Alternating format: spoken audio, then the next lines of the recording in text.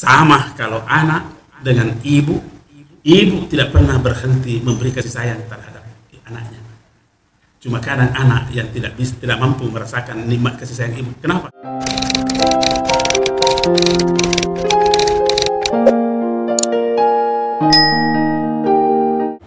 Insya Allah akan dibawakan oleh Alena Burka, Mukarram, Dr.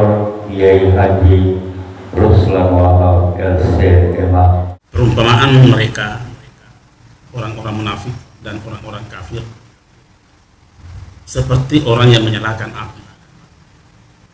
Maka setelah api itu menerangi sekelilingnya, Allah menghilangkan cahaya yang menyalahkannya itu dan membiarkan mereka dalam kegelapan. Tidaklah mereka akan kembali ke jalan yang benar. Ini penserupaan. Dalam ilmu balaghah namanya tasbih. Kalau ada yang diserupakan, pasti ada di mana letak persamaannya. Itu namanya wajah syabahi. Kalau umpamanya saya mengatakan kamu laksana singa, kamu itu kan perumpamaan, penserupaan. Kamu adalah singa. Artinya apa? Bukan seperti singa betul, tetapi ada titik-titik kesamaannya. Di mana titik-titik kesamaannya? Keberaniannya. Ini namanya wajah syabah. Nah sekarang ini orang munafik itu dan orang kafir itu diserupakan dengan orang yang menyalakan api agar mereka bisa berjalan dengan sinarnya itu. Tetapi setelah menyala apinya itu, Allah padamkan itu api. Tinggallah mereka dalam kegelapan, tinggallah mereka tidak dapat melihat di mana letak persamaannya. Ini persamaannya adalah kesungguhan mereka dalam menjalani hidup, bekerja sekeras mungkin, berupaya untuk menerangi kehidupannya, meningkatkan kesejahteraannya. Ya. Tapi ibaratnya kerja itu tidak ada buahnya di mata Allah. Tidak ada buahnya di mata Allah. Coba lihat penserupanya. Diseumpamakan orang yang menyalakan api. Menyalakan api untuk apa? Menyalakan api supaya mereka mendapatkan cahaya. Kenapa mendapatkan cahaya? Supaya bisa jalan. Nah, supaya bisa jalan. Artinya ada upaya keras yang dia lakukan untuk mendapatkan jalan. Masalahnya begitu menyala apinya langsung dihapus, langsung dipadamkan oleh Allah. Itu nyala api, kembalilah gelap, kembalilah gulita. Jadi artinya apa? Upaya tadi ini untuk mencari cahaya tidak ada artinya di mata Allah. Ya. Beginilah perumpamaannya orang-orang munafik. Tapi senterku ini tetap menyala, tapi ini terhalang, ini tidak dapat cahaya. Begitu. Di dalam dirinya itu ada kebenaran. Orang-orang munafik, orang kafir ada. Cuma masalahnya, terhalang nurnya sehingga dia tidak memanfaatkan. Ya. Biasa itu kalau umpamanya kalau mau matiin atau bukan marah lampu tetap mahal buat. Tapi itongkok lampu supaya dia letuk cahaya begitu. Nah, begitu. Jadi ada kebenaran di dalam hatinya orang itu, pasti ada begitu. Cuma masalahnya tidak mampu menikmati cahayanya. Kenapa? Karena durhaka. Ya. Itu terlindungi dengan cahaya ini. Ibaratnya itu tadi contohnya kalau senter Ustaz Muhammad itu sumber cahaya ada dari senter kan? Tapi utepo ilo dendre cahaya dia tuh lokal tetap mutu maluanya. Berarti cahaya Allah tidak pernah padam. Tidak pernah padam. Yang kadang tidak merasakan itu adalah orang-orang yang durhaka. Ya. Kasih sayang Allah tidak pernah berhenti kepada hambanya. Cuma hamba kadang berhenti merasakan nikmatnya kasih sayang Allah. Adoraka. Sama kalau anak dengan ibu, ibu tidak pernah berhenti memberi kasih sayang terhadap anaknya. Cuma kadang anak yang tidak mampu merasakan nikmat kasih sayang ibu. Kenapa? Masih jauh. Liar, madoraka. Tidak pernah berhenti itu kasih sayang orang tua. Cuma anak ini yang kadang madoraka, dia merasakan itu kasih sayang seperti ini. Begitu juga ini kita. Allah tidak pernah berhenti menyalah kasih sayangnya itu. Cuma karena kita madoraka, kagau-gau, sakit kedo, kita sendiri yang tutup cahaya ini. Maka perhatikanlah, falamma adaa'at ma haulahu, ketika api itu telah menyala dan menyinari seputarnya, zahaballahu binurihim, Allah menghilangkan cahaya itu. Begitu memahaminya, ya. Itu sinar tetap ada, cahaya sinar tetap ada, cuma cahayanya yang tidak sampai, kita sendiri yang menutupinya. Makanya ada dalam sebuah prinsip hidup orang sufi itu, yang memisahkan adalah kedurhakaan dan yang mempersamakan kita adalah ketaatan. Taatlah yang mempersatukan kita, kedurhakaanlah yang memisahkan kita. Biar anak kita dan seterusnya. Jadi sinar yang bersumber dari dirinya sendiri termasuk sinar api. Dan itu fitrah, sudah menjadi fitrah manusia itu. Ada kecenderungan untuk melakukan yang baik itu. Fir'aun saja cuma terlambat melihat itu cahaya. Buktinya apa? Tidak padam itu cahaya dalam ini, cuma dia tidak melihatnya. Nanti setelah dia sakratul maut, baru oh ternyata ini yang benar. Apa sih? Sudah. Begitu. Kalau Abu Lahab tidak pernah menonton muncul, tidak pernah menonton muncul. Ya. Dan saya sering bersenda gurau dalam, kalau saya membawa taksiah, sesungguhnya kalau ada orang beriman meninggal, kita harus berkata alhamdulillah. Nah, kita harus berkata alhamdulillah, karena mereka itu yang meninggal, orang beriman yang meninggal mampu menyelesaikan hidupnya di dunia dengan baik. Kalau kita masih hidup ini, mampukah menyelesaikan? Belum tentu, saudara. Belum tentu. Ya. Ibaratnya kalau saya suruh Ustaz Muammar, ada tugas pekerjaan saya kasih, maaf, kerja dulu ini penting. Dia selesaikan dengan baik. Apa saya bilang kalau sudah selesai dengan baik? Alhamdulillah. Ibarat orang yang mati dalam imannya, seharusnya berkata alhamdulillah. Tapi karena budaya kita tidak begitu, jangan Pak Nalimpo amati batu. Tapi sesungguhnya kan begitu. Sesungguhnya begitu, diam-diam saja. Syukur meninggal karena orang beriman meninggal seperti itu. Karena kalau tidak beriman meninggal, hilang itu cahaya. Nauzubillah. Tapi jangan dikembangkan itu kayak kalau ada meninggal, alhamdulillah bikin masalah baru. Sekali begitu yang benar. Tapi hati harus tetap kata begitu. Jatapawi. Menciamat bali bulata. Jadi ya, ayat yang 17 itu, falamma adaa'at ma haulahu zahaballahu binurihim, menggambarkan bahwa sinar yang menerangi dalam mereka itulah petunjuk-petunjuk Al-Quran. Tetapi mereka tidak memanfaatkan sinar tersebut. Maka Allah menutupi cahaya yang menerangi mereka. Artinya bahwa sumber sinar, yakni hidayah dari Allah, tetap ada di tengah-tengah mereka. Karena bukan itu yang dihilangkan, tetapi yang dihilangkan cuma cahayanya, sinar. Bukan ini yang dihilangkan, petunjuk Al-Quran.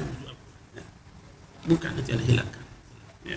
Tapi pantulannya ya, mungkin bagus kalau kita terjemahkan itu, pantulannya yang dihilangkan.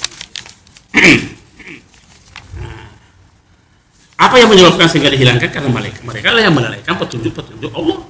Maka Allah membiarkan mereka dalam kegelapan. Wa tarakahum fi dzulumatin la yubsirun. Dan memang ini pendapat kita ini, kita bisa didukung oleh ayat yang katakan wa ja'alna al-laila wan nahara ayatain. Wa ja'alna al-laila wan nahara ayatain. Kami jadikan malam dan siang itu sebagai dua tanda. Nah, sebagai dua tanda. Pamahauna ayatal lail. Lalu kami hapuskan tanda malam. Kenapa malam dihapuskan? Karena malam itu hanya memiliki cahaya. Karena dia bukan sumber cahaya. Waja'ana ayatan nahari mubsirah, dan kami menjadikan tanda siang itu terang. Karena dia ada matahari, itu adalah sumber cahaya. Ini perumpamaan saja, ini sumber cahaya. Yang pantul malam itu begitu tidak mendapat sinar dari matahari, gelaplah. ibarat sama dengan bulan dan matahari. Bulan itu tidak memiliki cahaya, tidak memiliki. Yang menjadi sumber cahaya adalah matahari. Jadi kalau bulan itu berjauhan lagi dengan matahari, maka bulan itu gelap. Malam. Sekarang saya akan umpur ribu lahir. 3 minggu kapan? 3. Pasti jauh sekarang ini, makanya gelap itu. Nanti kalau nanti naik 10, 11, 12, 13, 14, bercahaya lagi karena mendapat cahaya. Jadi semakin dekat kita kepada cahaya, semakin mendapatkan terang. Semakin mendekatkan diri kita kepada Al-Quran, insya Allah semakin mendapatkan hidayah kepada Allah SWT. Semakin mendekatkan diri kita kepada orang yang baik-baik, insya Allah nanti masuk itu kebaikan orang baik itu. Ya. Jadi ini pendapat kita itu didukung oleh ayat seperti ini, bahwa sumber cahaya itu tidak akan pernah padam. Siapa sumber cahaya? Allah Subhanahu wa Ta'ala. Tidak pernah padam.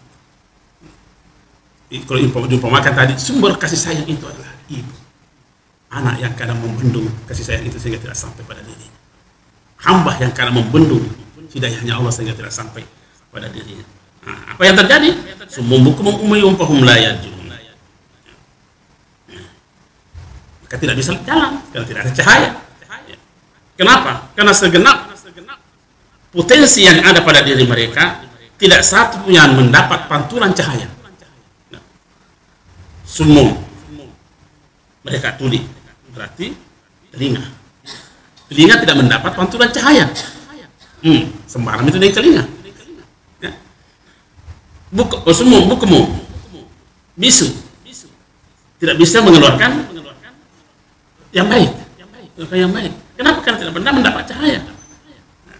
Umyun, buta, tidak pernah melihat yang baik. Kenapa? Tidak mendapat cahaya. Tidak mendapat cahaya. Nah, kita bisa mengukur diri kita. Kita bisa adakah cahaya yang kita miliki atau tidak. Nah, bagaimana cara mengukurnya? Begini. Orang yang memberi, biasanya kalau orang memberi adalah yang dia berikan adalah yang dia miliki, kan? Kalau kita memberi adalah sesuatu yang kita miliki. Karena tidak mungkin kita memberi kalau kita tidak memiliki apa-apa. Betul apa betul ini? Hah? Betul-betul. Karena saya bilang betul apa betul? Jadi betul-betul. Yang kita miliki adalah yang kita berikan kepada orang adalah yang kita miliki. Tidak mungkin kita memberi kalau kita tidak memiliki apa-apa. Nah, sekarang apa yang sering kita berikan kepada orang? Keburukan kah? Ataukah kebaikan? Kalau keburukan yang kita berikan kepada orang berarti kita adalah pemilik keburukan. Kan tadi kita sepakat bahwa orang biasanya memberi adalah sesuatu yang dia miliki. Jadi kalau keburukan yang kau berikan kepada orang, apa artinya itu? Kamulah pemilik keburukan. Kenapa pemilik keburukan? Tidak ada cahaya yang sampai ke situ. Tipu. Jadi kalau kita memberikan kebaikan, yakin bahwa ternyata inilah orang memiliki pemilik kebaikan-kebaikan itu. Tidak mungkin orang memberi kalau tidak memiliki apa-apa. Apa nak berang? Nanti gak akan punah. Ya, maka dari pertemuan kita, fakir syai la yu'ti syai. Orang yang tidak memiliki apa-apa tidak bisa memberi apa-apa. Jadi kalau dia memberi apa-apa yang jelek, berarti ada apa-apa yang dimiliki. Ya. Jadi kalau ada yang suka menjual ciko-ciko, berarti ya dia miliki betul ciko-ciko betul punah. Ya. Nah, inilah summum bukmun umyun fahum la yarji'un. Mereka tuli, terhalang mendengarkan kebaikan. Bukmun, terhalang untuk menyampaikan kebenaran.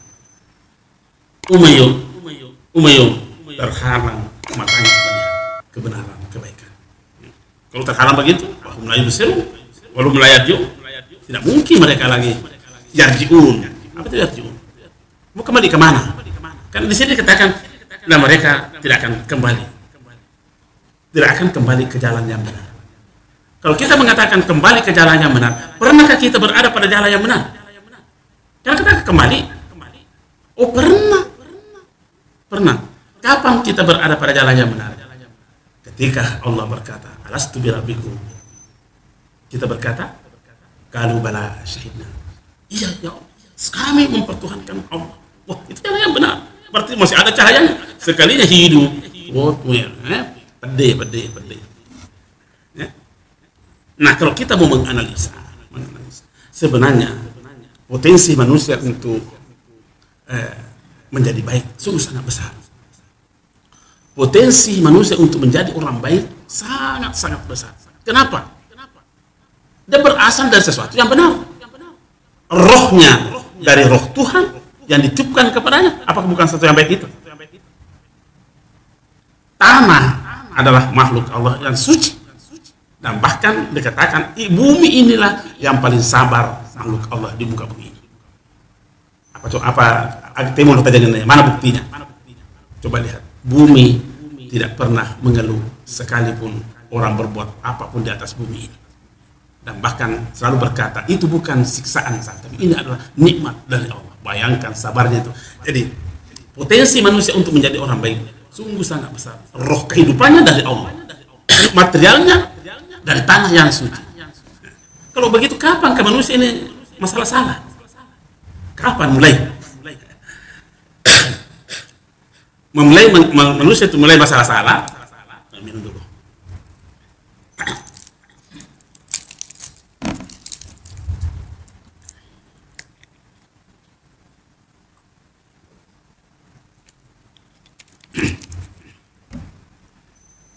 Kalau bertemu roh dengan materi, maka yang terjadi adalah kehidupan.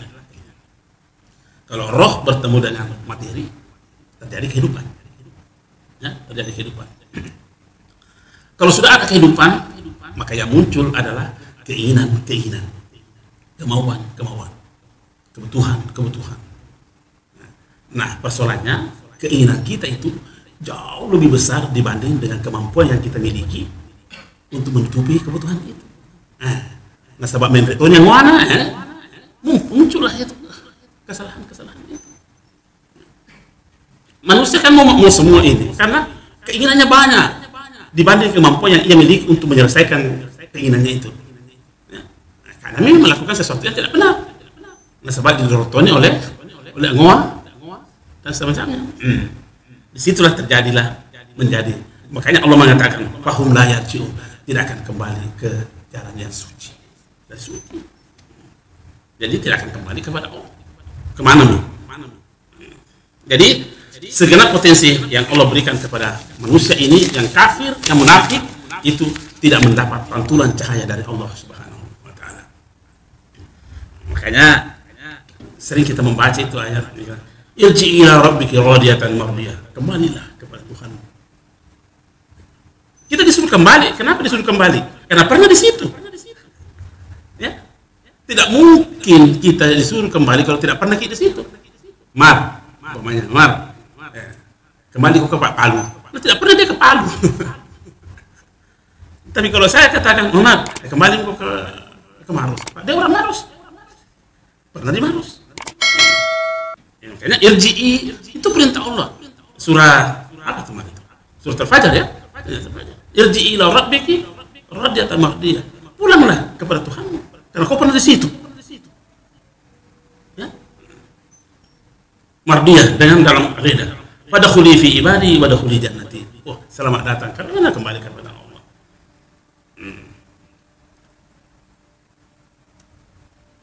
Nah, kita sambung lagi sedikit, bisa ada waktu. Perumpamaan lagi. Au kasayyibin minas sama'i fihi dhulumatun wa raddun wa barqun yaj'aluna asabi'ahum fi azanihim minas sawa'iqi hadar al-maut wallahu muhitun bil kafirin. Perumpamaan lagi. Apa perumpamaannya? Au kasayyibin minas sama'i, atau seperti orang yang ditimpa hujan lebat ya, dari langit. Fihi dhulumatun, begitu turun hujan terjadi kegelapan. Waradun, ada guntur, petir. Wabarkum, ada kilat. Ya jaluna ashabihum fi azanihim minas sawaki hasaramu, dia tutup telinganya. Minas sawaiki. Kenapa hasaramu? Takut dari mati ini. Nah, apa yang kita tangkap dari sini? Nah, zat materi yang dijadikan perumpamaan dalam ayat ini adalah air. Au kasayyibin minas sama'i, ibarat air yang turun dari langit. Itu air mulia tidak? Mulia. Karena bahkan ada ayat mengatakan segala sesuatu saya ciptakan dari air. Air yang bisa menghidupkan tanah yang gersang, air yang bisa menghidupkan tumbuh-tumbuhan yang mau mati. Begitu mudahnya air. Tapi apa yang terjadi bagi mereka? Justru fenomena penyerta ini yang diperhatikan. Apa yang menyertai air itu tadi? Gelap, petir, kilat. Justru ini yang menjadi perhatian. Tidak pernah dia melihat bahwa ini air. Ya, ini air. Jadi memang cara berpikirnya lain-lain orang munafik itu. Perumpamaan seperti begitu. Ya. Oke, saya mau kita ilustrasikan dalam bentuk yang lebih konkret. Kalau saya ajak pergi minum kopi, apa yang kita lihat? Kalau kita hanya melihat hitamnya kopi, waduh, kasihan. Tapi kita harus melihat betapa putihnya hati kita sama-sama di situ. Saya suguhkan kopi. Jangan panasnya kopi yang dilihat, tapi kita lihat hangatnya persaudaraan kita. Hangatnya persaudaraan kita. Ya, itu yang seharusnya selalu hadir begini. Jangan lihat hitamnya kopi. Kalau hitamnya selalu kita lihat, waduh, tidak hidup suasana ini. Ataukah panasnya kopi saja yang kita lihat? Bagaimana kalau umpamanya saya ajak Haji Hasan pergi, ayo kita ke warkop dulu Haji Hasan. Mendidih nih kopi. Jangan lihat panasnya itu kopi. Lihat kehangatan kita bersama dalam menikmati itu kopi. Tidak begitu kira-kira? Nah ini persoalannya, ini orang munafik ini yang dia lihat adalah guntur, petir, kilat. Dia tidak tahu bahwa ini ada air, nikmat Allah. Jadi itu macam itu pikirannya. Bengkok. Itu bengkok pikirannya. Itu yang menjadi masalah. Makin bengkok. Dia agak cahaya letup boleh. Nah, saya kira ini dulu sampai ayat berapa ini kan? Ayat 19 ya. Insyaallah kita sambung lagi. Mudah-mudahan Allah memberi hidayahnya kepada kita. Kita terhindar dari sifat-sifat kemunafikan itu dan sifat kekafiran itu. Karena persoalan kafir jangan terbayang Abu Lahab saja, jangan terbayang Fir'aun saja. Boleh jadi sifat-sifat itu ada yang kita miliki. Orang munafik jangan hanya berpikirkan bahwa orang Arab saja, orang Bani Israel saja, jangan-jangan juga kita memiliki sifat itu. Jadi kalau mengaji cepat kita tersinggung. Bagus itu kalau cepat kita tersinggung. Jangan cuma melihat Bani Israel, iya betul Bani Israel dicerita, tapi jangan-jangan sama sifat Bani Israel. Sepupu ini Bani Israel ini. Ya. Memang kalau kita dengar ini, sepertinya orang munafik, jangan sampai kita ada di situ. Nah, jadi cepat-cepat kita tersinggung. Saya kira demikian, lebih dan kurangnya mohon dimaafkan. Wallahu muwaffiq ila aqwamit thariq. Assalamualaikum warahmatullahi wabarakatuh.